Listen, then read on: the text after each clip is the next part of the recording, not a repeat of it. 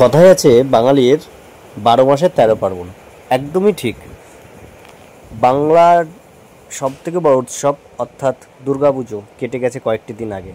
তারপরে শক্তির আরাধনার দেবী মা কালী, অর্থাৎ আমরা শ্যামা কালী যাকে বলি, সেটাও কেটে গেছে ভাইফোঁটা। তারপরেই চলে এসছে জগদ্ধাত্রী পুজো। আর ঠিক এই মরশুমে যেমন আমরা জানি কুমারটুলিতে ব্যস্ততার চিত্র দেখা যায়, প্রচণ্ড ভিড় দেখা যায়, অর্থাৎ সারা রাত জেগে তাদের কাজ করতে হয়। ঠিক তেমনই আমি আজকে গেছিলাম কুমারটুলিতে, আর সেখানে গিয়ে দেখলাম আজও কিন্তু মৃৎশিল্পীরা কাজে ব্যস্ত।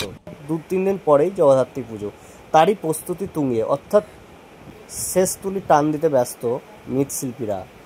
আবার বিভিন্ন দেশ থেকেও কিন্তু আমাদের এই কুমারটুলিতে আসেন, বিভিন্ন যারা ফরেন থেকে আসেন তারাও কিন্তু এই কুমারটুলিতে আসেন।